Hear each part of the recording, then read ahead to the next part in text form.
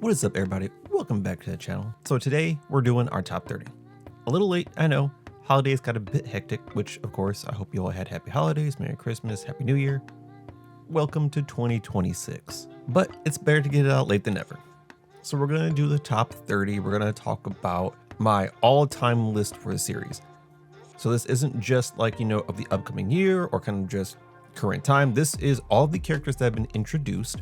We're gonna rank them top 30 of all time. Now I'm going to exclude 3 characters, Emu, Joy Boy, and Davy Jones, just because they're kind of anomalies as far as the world goes. There are a few more anomalies, but not as major as these 3, so we're just not going to include them for the sake of ease in making the list. And we're going to go by 5s. We're going to talk about 5 at a time until we get to the top. So let's jump in with 30 to 26. At 30, we have Katakuri, 29, Sabo, 28, Beckman, 27, Green Bull, 26, Fujitora. Now I'm looking at these as relative power levels. I would say they're probably somewhat interchangeable between some of them. I think there are a few discrepancies because Beckman is a bit of an unknown. He's kind of just riding off of portrayal, whereas the other characters do have some noted feats. Now for this section, I think they're all relatively similar in power levels. I think that the person with the weakest portrayal here is probably Green Bull as far as like on-screen feats. The person with the least amount of feats is technically Beckman, but he has better portrayal as far as the story goes. We've seen Kat, we've seen Sabo, we've seen Fujitora. They have really solid feats. The only reason that Kat kind of sits at 30 and not a little bit higher is because the admirals are trained to fight people like commanders. They're not just one-offs. They know how to fight these people. We've seen Fujitora and Sabo clash, and we've seen how that kind of works out.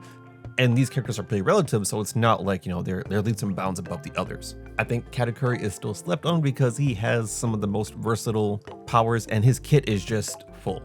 He has all 3 forms of hockey. He has Future Sight, he has Conquerors, he has Advanced Armament. He is a special paramecia. Like this dude just has everything.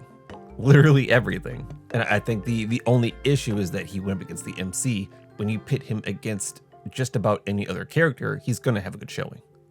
Like he just has too much in his kit. But I do think the other characters speak for themselves. As far as Beckman goes, obviously we're going to need to see more from him, but based on the crew he's on, the person he keeps company with, and how the government and Navy have described him, he's supposed to be good enough to at least be in the top 30 like this.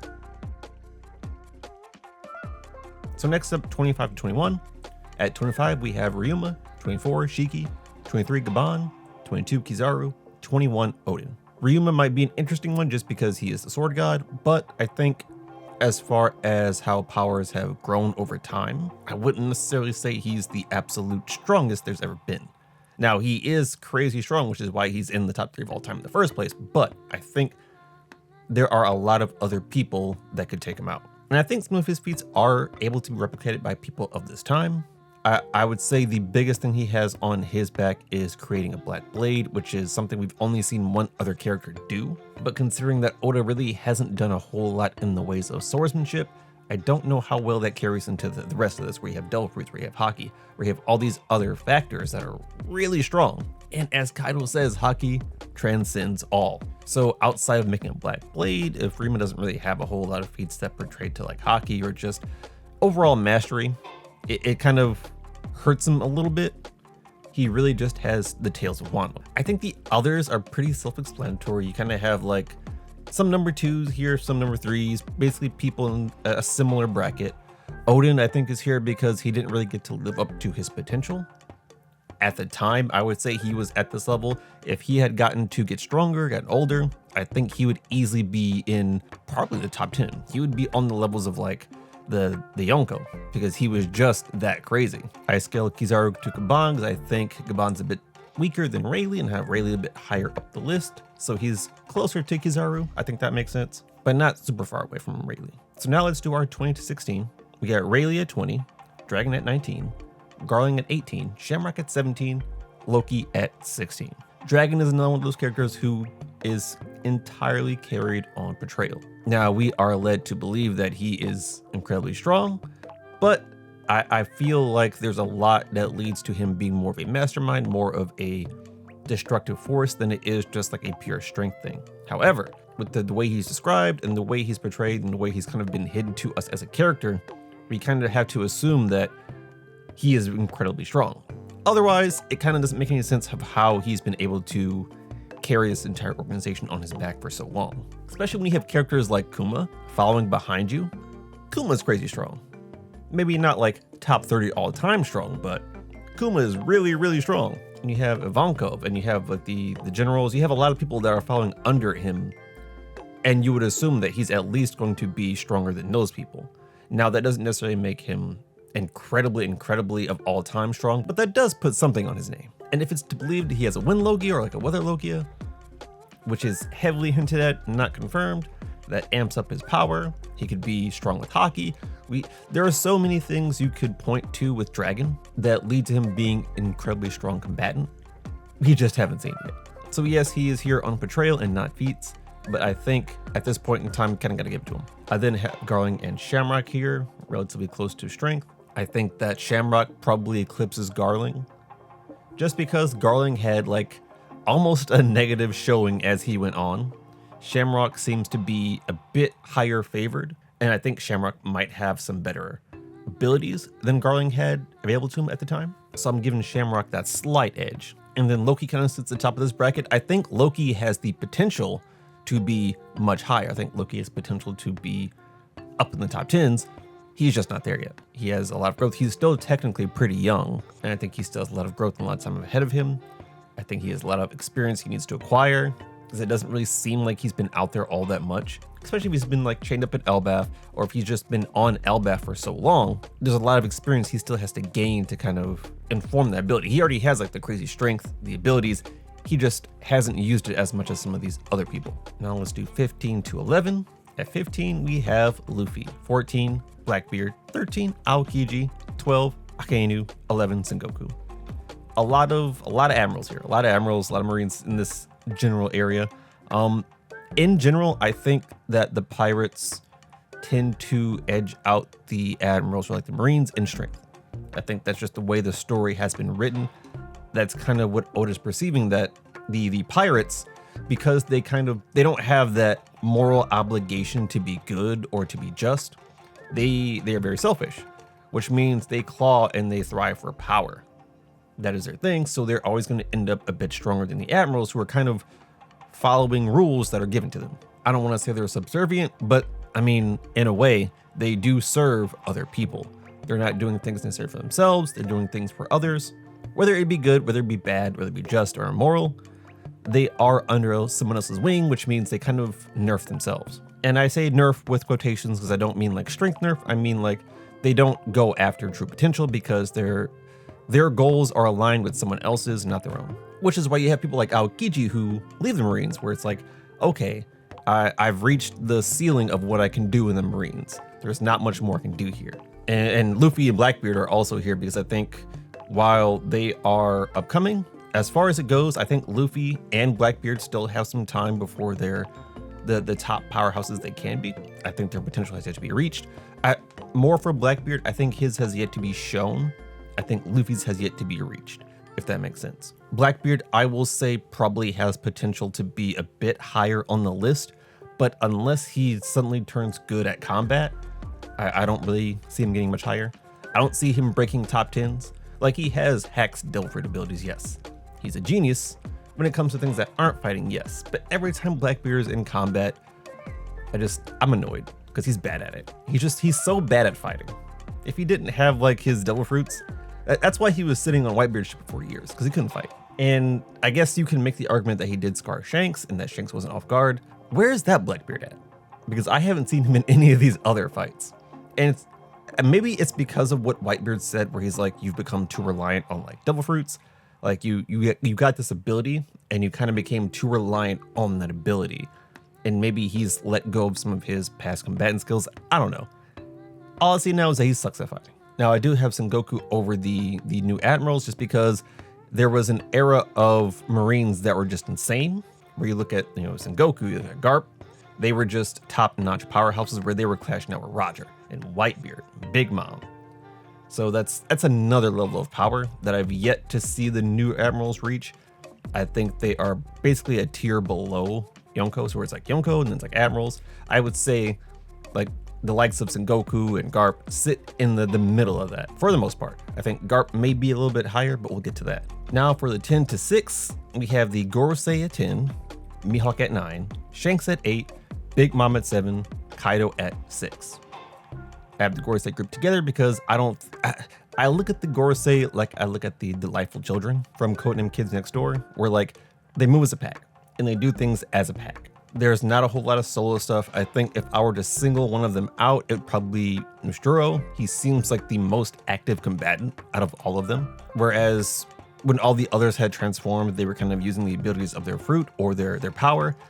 Nosturo was just speedless and people with a sword.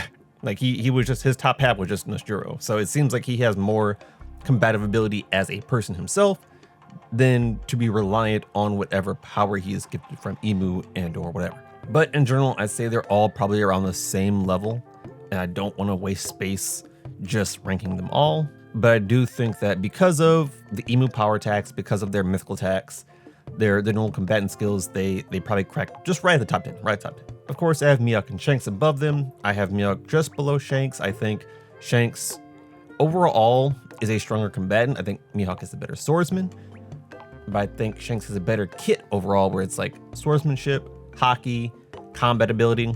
I think that all he's a prodigy. It's like a prodigy versus a underdog who's working hard to get where they are. I'm not saying that Shanks didn't work hard, but Shanks was almost born to be a strong combatant, and he hasn't had like the same hard-working experience that you would see any of the other characters take, or at least we haven't seen yet. I also have Big Mom and Kaido here because I think that as far as like strongest characters of all time, I've yet to see characters that have had feats as great as Big Mom and Kaido.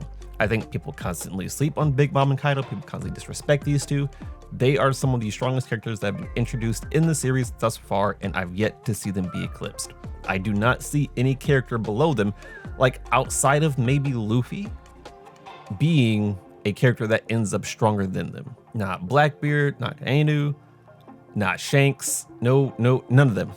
Not Loki. I think they are on a tier of their own, and they only sit this low just because of some of the monsters that come up next. And speaking of the monsters, let's do the last 5. So we got at 5, Garp. At 4, Roger. 3, Harold. 2, Rocks. 1, Whitebeard. And these are going to be the most controversial because obviously these characters right here kind of share the spotlight, especially with the God Valley flashback of who had true strength. And I want to remind everyone that this list isn't about who is strong relative to each other at the same time. I mean overall strength. Whereas at their peak, how strong were they? Of course, at their peak as far as it's shown in the series. And while Garp had a really good showing, I understand that Garp had that whole scene where he's chasing down Big Mom, Kaido, and Whitebeard. It's pretty obvious that they just don't want to have that fight. Whitebeard made it very apparent a while ago that there's no point in fighting the Marines when it's just going to use up time and resources. They came here to get treasure and get out. A fight with Garp would take forever.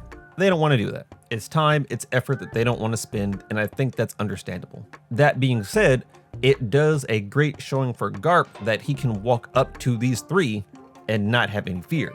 And in general, that's why I have him above Kaido and Big Mom, because even though they weren't in their peak, I think Garp probably beats those 2 easily. Maybe not easily, it's probably a mid-diff. I think Garp wins that. I think Garp struggles with Whitebeard, which is why Whitebeard is sitting up higher on the list.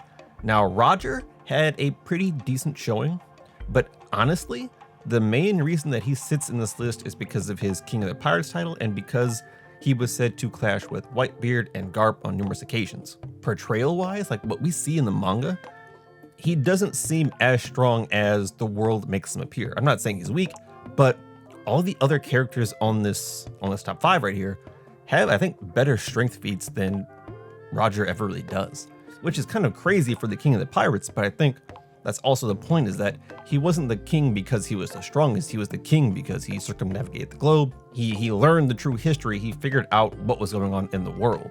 Like he reached that level, that title, because of accomplishments, not because of power. And if I recall, it's even been confirmed that Whitebeard was called the strongest man in the world during Roger's era, or at least when Roger was alive. So that's enough to say that Whitebeard was just a different monster on a physical level. And that's why I have him sitting above Rox and Harold, because I think even in the God Valley flashback, where I would say that's Rox's going to be peak, because we don't see any more after that, he clashes with Whitebeard, and Whitebeard's really the only one that kind of holds that clash. Now, when it comes to Garp and Roger, they're of course fighting together. They're still kind of getting tossed around, and there's no real indication of what happened to Whitebeard. Obviously, like the clash ended and Rox went on his way, Whitebeard went on his way. But as far as like being able to parry something, Whitebeard showed really good offensive capabilities that the other two didn't necessarily show. And Harold sits up above here because he was able to clash with Rox at a relatively equal level. And Harold was, I would almost say, like constantly holding back, especially when it came to Rox, because he considered him a friend. And you could say they're both holding back. I think that's fair. I think Rox has the slight edge just because Rox is a bit more combative than Harold is. If Harold had continued on his path where he was when he was young, where he was incredibly violent, I think he would be stronger than Rox. He might even be stronger than Whitebeard because his tendencies, his combat experience would just be a lot different.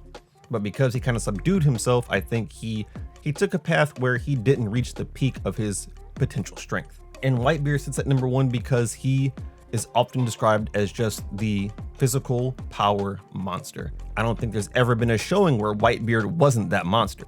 Even in Marineford, when he's old, he's sick, he's got 2 heart attacks, a hole in his chest, he is still a monster. People are still terrified of him. Sengoku's still looking at him like, how are you this strong when you don't have a head? And Whitebeard's like, all right, let's go. Let's get it started. I want people to remember that at Marineford, Whitebeard with half a head took Akaino out for like 2 chapters, went over to fight Blackbeard, beat Blackbeard, had to get jumped, gave a speech, and then died of natural causes. Prime Whitebeard, Prime Beard, a different monster entirely. And I feel like there's still some people that doubt how crazy Whitebeard was. That's just his thing. Whitebeard was the physically strongest. Now, he elected not to really go after the One Piece. He elected not to do a lot of things because that's just not what he wanted. So he had all this strength, and I think the reason why people are somewhat wishy-washy on him being top 1 is because he didn't decide to do some things that the others would. Like, he didn't have the ambition that Roger had, or that even Rox had. His goal was to kind of, I won't say live a peaceful life, but he wanted to live a life of adventure and family. That's what he wanted. Everything else was kind of just a plus. So if it wasn't part of the adventure and the family, he wasn't really about it. If he truly wanted to, he could have gotten the One Piece. No one was going to stop him. Big Mom, Kaido, they both mentioned that Whitebeard was the one. So I feel like he earns this spot up here. And in the future, we might see some characters try and like claim that throne. I think it's going to be really hard with the way Whitebeard's been set up, but I'll keep an open mind. That is the top 30. I imagine there's disagreements. I imagine there's agreements. Don't forget to leave a comment down below. I will catch you in the next one. Peace.